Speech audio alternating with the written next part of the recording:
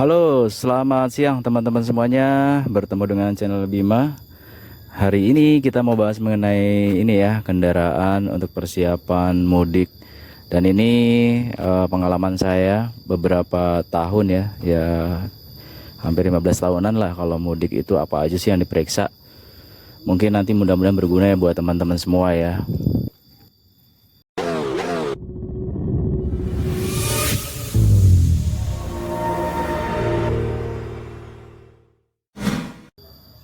Untuk persiapan mudik biasanya apa aja sih yang perlu kita cek ya, terutama untuk mobil-mobil yang lama atau mobil-mobil yang memang baru. Bukan berarti baru itu nggak harus dicek, tapi harus dicek ya. Nah, untuk mobil saya ini kebetulan masih belum setahun ya. Jadi saya biasanya sih kalau untuk yang belum setahun ini saya cukup datang ke bengkel resmi. Nah, buat teman-teman yang akan mudik itu kan perjalanan cukup jauh dan juga biasanya macet ya. Dan semua persiapan juga harus matang tuh, apa aja yang perlu dicek, yang umum dilakukan ya. Nah, untuk mobil baru maupun mobil lama ini sama aja sih, jadi pengecekan umum aja. Dan kalau untuk mesin-mesin itu kita harus ke bengkel ya, kalau ada kerusakan dan lain-lain. Tapi ini di sini adalah pengecekan umum. Nah, apa saja yang perlu dicek ya supaya perjalanan kita aman dan nyaman selama kita menuju ke kampung halaman. Yang pertama-tama yang perlu dicek adalah tentunya ban. Kenapa ban harus dicek? Ban itu adalah menjadi sesuatu yang sangat penting banget ya, karena dia posisi ada di luar dan tanpa ada ban kita nggak bisa jalan ya. Dan misalnya bannya bocor atau botak dan lain-lain itu juga membahayakan kita sendiri. Nah, ini kita lihat sendiri misalnya kalau untuk mobil-mobil baru ya, kemungkinan kan bannya juga masih baru. Nah, untuk mobil-mobil yang di atas 5 tahun perlu dicek tuh apakah bannya botak apa enggak. Ini contoh untuk ban-ban saya ini, saya cek nih apakah ada yang retak atau ada yang apa ya, pecah-pecah gitu ya. Tapi biasanya kalau untuk ban yang baru setahun sih ya insya Allah sih tidak ada yang pecah-pecah ya. Nah, ini kebetulan mobil baru dipakai semalam, hujan deras, jadi belum sempat dicuci ya, kotorannya lumayan. Mudah-mudahan tidak mengganggu video ini. Nah, ini kalau saya cek ban saya sendiri sih, ya alhamdulillah sih tidak ada yang retak atau paku gitu ya, atau pecah-pecah. Biasanya kalau ban setahun ya jarang ya yang pecah-pecah gitu. Nah, 4 ban ini harus diperiksa. Terutama untuk tekanan bannya juga harus diperiksa. Jadi sebelum berangkat jalan mudik, teman-teman harus periksa tuh tekanan bannya berapa. Ya, jadi ban-bannya kita periksa semua ya. Pertama tadi ya, jangan sampai ada yang retak, gundul gitu ya. Karena kalau sampai gundul ini membahayakan saat hujan. Dan kalau misalnya ternyata ban kita ada yang gundul ya teman-teman, misalnya gundul gitu ya, yang depan, dan ini kita nggak bisa ganti satu, jadi kalau bisa dua-duanya, jadi yang kiri sama kanan kita ganti gitu ya, atau kita menggunakan ban serepnya. Jadi ban serepnya kita ganti ke sini, untuk yang lain kita pindah. Jadi kita ada triknya sedikit ya, supaya jangan sampai yang bannya hanya satu yang diganti, tapi kalau bisa dua-duanya. Atau teman-teman bisa konsultasi ke tukang ban. Nah, pengecekan secara umumnya tadi ya, jangan sampai ada yang bermasalah dengan ban ya. Terus yang kedua perlu kita cek yaitu adalah remnya. Jadi sebelum berangkat ya kita tes dulu nih remnya, apakah kampas remnya masih bagus apa enggak. Nah, kampas rem ini biasanya untuk kampas rem itu 2-3 tahun. Jadi kalau untuk yang matic sama manual lebih cepat habis yang matic. Jadi kalau untuk yang matic rata-rata di 2 tahunan sampai 3 tahun, tergantung penggunaan juga sih ya. Kalau di kota-kota besar rata-rata karena jalan lurus ya dia, atau macet ya, ya 2 tahunan 2-3 tahunan rata-rata ya. Kalau yang manual mungkin lebih lama sih. Terus untuk yang tromol juga sama ya. Tromol mungkin kita rasain aja sih pas lagi ngerem apakah masih kuat nggak atau pakem nggak remnya gitu ya. Kalau misalnya remnya agak blong atau agak kurang kenceng gitu ya, teman-teman bisa ke bengkel atau ke Auto 2000 soft and drive gitu ya, atau ke Bos juga bisa ya, banyak ya sebenarnya, atau ke dealer resminya masing-masing mobil. Misalnya kalau kayak saya ini kan all new Terios, berarti saya harus ke Daihatsu.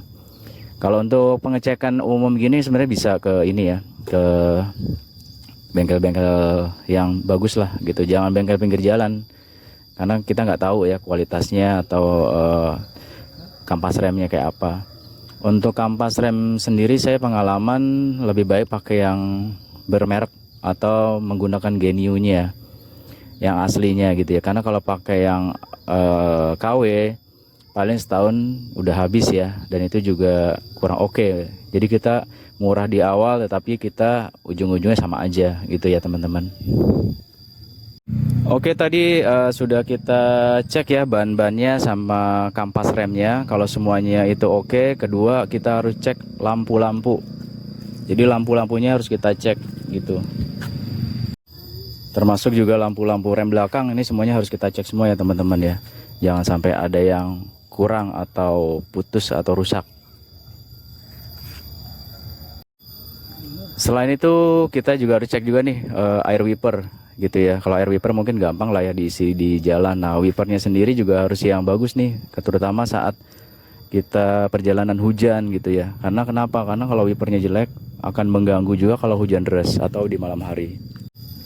Oh iya, untuk lampu tambahan seperti fog lamp gini ya, ini penting banget nih kalau lagi posisinya ada di kabut ya. Jadi saya masih menggunakan fog lamp yang asli bawaan pabrik atau bawaan dealernya. Ini warnanya kuning, saya nggak ganti putih sengaja karena biar lebih aman di kalau ada kabut. Nah, biasanya juga mobil all new Terrace tuh ada yang belum pakai fog lamp, masih kosong ya kalau nggak salah. Itu teman-teman bisa cari yang variasi atau apa, itu harganya juga nggak terlalu mahal. Ada yang 300 sampai 400 ribu, itu bisa warna-warni ya, warna kuning atau putih. Nah, buat teman-teman yang mau pasang rak roof di atas ya, kalau untuk Terrace all new Terrace ini udah ada nih, tipe R nih udah punya nih, jadi tinggal dipasang aja rak roofnya. Itu ada yang harganya 1,5 juta, 1,2, 1,5 juta, bahkan ada 2 juta. Kalau 2 juta itu yang biasanya besi ya, macam-macam mereknya gitu. Dan pastikan jangan sampai terlalu berat juga kalau mau pasang rak roof ya, untuk barang-barang yang nanti di atas, karena sangat bahaya juga gitu ya. Oke, selanjutnya untuk pengecekan sebelum mudik ya, terutama di ruang mesin, itu kita bisa lihat pertama tadi ya air wiper ada apa enggak, karena air wiper itu gampang ya, tinggal diisi doang. Terus yang kedua itu adalah air radiator, dilihat nih air radiator gimana. Ini kalau saya sendiri sih air radiatornya masih penuh, masih normal ya, pas dengan posisi yang memang sudah standar dari pabrikan air radiator. Terus kedua, teman-teman bisa juga lihat di sini nih ya, ini adalah oli ya, olinya. Nah, ini untuk yang remnya nih, untuk rem.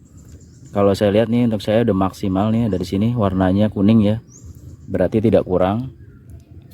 Terus yang terpenting jangan sampai lupa juga masalah aki ya teman-teman. Aki itu usianya 2 tahun, rata-rata 2 sampai 3 tahun juga ya, sama kayak rem. Kalau pengalaman saya sih pernah juga aki saya tekor, baru setahun udah tekor ya. Itu karena mungkin penggunaan lupa matiin lampu atau apa gitu ya, nggak ngisi air lagi. Memang paling bagus sih menggunakan aki kering ya teman-teman, jadi kita nggak perlu lagi perawatan mengisi air aki gitu. Nah, ini kemarin udah diperiksa sama bengkelnya sih, waktu diberes ya udah diisi semua dan masih penuh sih sebenarnya, jadi tidak ada penambahan air aki. Tapi buat teman-teman yang sudah di atas tahun, tolong dicek air akinya ya. Dan juga kalau bisa ampernya dicek, apakah ampernya masih cukup atau tidak. Jangan sampai di tengah jalan ternyata kita ada masalah di aki gara-gara akinya sudah soak gitu. Akinya lupa diisi. Ini menyebabkan elemen-elemennya rusak gitu. Kalau semuanya sudah dicek ya, kalau untuk mesin terus terang saya kurang paham masalah mesin. Nah, kalau masalah mesin teman-teman bisa cek di bengkel aja ya. Nah, atau biasanya kalau ada keluhan-keluhan mesin gitu ya, itu teman-teman bisa langsung menghubungi bengkel terdekat aja. Nah, yang kita lakukan hari ini adalah pengecekan secara umum untuk persiapan mudik ya. Terus untuk selain itu kita harus cek juga nih kabel-kabel. kabel-kabelnya ya, apakah ada yang digigit tikus atau tidak gitu. Karena biasanya teman-teman di Jakarta itu kan ya naruh mobilnya di luar, dan sekarang musim hujan biasanya tikus suka naik ke atas ya. Dan tips aja nih, kenapa kok mobil saya alhamdulillah tidak ada jejak-jejak tikus ya, karena ini saya selalu bersihkan nih. Jadi setahun sekali saya bersihkan di dealer atau di tempat lain ya. Jadi ruang mesin itu bersih. Ini bukan karena baru sih, tapi memang ini saya sudah bersihkan. Oke, kalau dari sini sudah, kita bisa lanjut ke ruang kabin ya. Kita akan masuk ke ruang kabin ya. Yang perlu dicek di ruang kabin pertama adalah masalah kebersihan tentunya ya. Yang kedua kayaknya apalagi ya. Ya kalau kendaraan biasa kita gunakan sih biasa kita tahulah kondisi kendaraan ya. Terus ini sih yang perlu kita cek adalah apakah AC nih, AC-nya masih dingin atau tidak gitu ya. Kalau untuk mobil-mobil baru saya rasa sih untuk AC rata-rata udah bagus, cuma mungkin ini kalau kita lihat nih nanti ada filter AC di bawah sini ya. Itu gampang banget, di YouTube juga banyak cara-cara mengambilnya ya. Karena posisinya ada di bawah sini nih. Tinggal diambil aja sih, ini tinggal dicopot. Ini copot. Di situ ada filter AC. Nah, selanjutnya supaya mobil wangi atau lebih nyaman ya. Tadi AC sudah, kita kasih pewangi ya. Karena perjalanan panjang 8-12 jam bahkan lebih. Bahkan waktu itu saya pernah sampai 24 jam lebih ya, atau 48 jam juga pernah. Itu berada di mobil gitu. Jadi usahakan mobil bersih ya, wangi gitu ya. Terus juga penumpang jangan berlebihan. Jadi kalau kapasitas mobil Terios All New Terios ini kan 7 penumpang ya.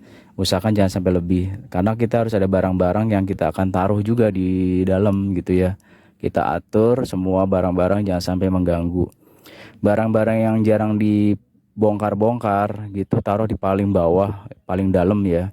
Sedangkan misalnya baju-baju buat ganti baju anak, terus baju-baju untuk orang tua gitu ya, yang kita harus terus buat perlengkapan sholat, perlengkapan makan, yaitu taruh di atas. Jadi gampang, jadi nggak harus dibongkar semuanya. Selain itu teman-teman juga harus cek juga nih P3K atau obat-obatan. Kalau di All New Terios itu sudah ada obat-obatan yang ada disertakan di bawah ya. Biasanya ada di bawah sini.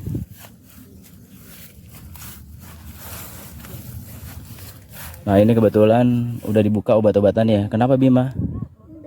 Oh, bentol-bentol ya, kena nyamuk ya. Ini kebetulan Bima kena nyamuk. Nah, ini isinya ternyata untuk P3K dari Daihatsu tuh macam-macam. Ada obat merah, terus alkohol, peniti, ada juga minyak kayu putih. Oke, kita lihat kapasitas kabin belakang ya. Jadi untuk naruh barang ada di sini. Memang nggak terlalu luas ya. Jadi untuk perlengkapan baju-baju ya paling bisa taruh di bawah sini ya teman-teman tuh. Di bawah sini nanti. Jadi penumpang belakang menginjak barang-barang atau baju-baju. Kalau kita tidak naruh barang di atas, itu biasanya masih bisa. Terus saya kebetulan ada kunci roda nih, dongkrak buaya, dan ini perlengkapan ini ya, perlengkapan obeng-obeng dan lain-lain. Mungkin nanti saya akan ganti yang lebih kecil, menghemat tempat. Nah, ini kenapa saya pakai ini, karena lebih efektif ya kalau dibandingin dengan bawaannya Terios gitu ya. Ya teman-teman, memang kalau di All New Terios ya alhamdulillahnya dia bisa muat 7 ya. Walaupun sebenarnya bangkunya tuh ada 6, 1, 2, 3, 4, 5, 6 gitu ya. Tapi biasanya bisa muat 7 orang. Jadi 2, 3 di tengah, 2 di belakang buat anak-anak. Jadi yang dewasa di tengah sini, yang di depan driver, dengan misalnya dengan yang lainnya gitu ya. memang agak luas ya. Nah, barang-barangnya memang kadang-kadang yang penuh, yang dibawa tuh banyak banget ya. Ini pengalaman saya. Ya tadi ya, untuk pengaturan barang yang nggak terlalu sering dibongkar-bongkar taruh paling bawah, sedangkan yang sering dibongkar taruh paling atas. Biar kita lebih gampang mengaturnya. Kalau saya untuk alat komunikasi selain HP, saya juga ada rig ya, alat komunikasi ini antenanya di sini. Teman-teman bisa pasang, tapi kalau bisa sih harus menggunakan izin ya Rapi maupun Orari. Kalau saya sendiri ikut di Rapi dan juga di Orari. Tekanan ban jangan lupa harus sama semua. Oke, mungkin itu dulu ya buat teman-teman yang mau mudik, persiapan mudik. Mudah-mudahan sampai kampung halaman selamat dan kembali ke Jakarta dengan selamat. Dan tentunya buat keluarga, anak-anak, bapak dan ibu atau saudara-saudaranya bahagia dan selamat sampai tujuan. Dan tentunya silaturahmi memperpanjang usia. Tentunya doa saya buat teman-teman semua selalu sehat, selalu semangat, mudah-mudahan banyak rezeki ya. Jangan lupa like dan subscribe di channel ini. Saya mengucapkan terima kasih. Kita bisa sharing-sharing melalui YouTube ini. Terima kasih. Assalamualaikum warahmatullahi wabarakatuh.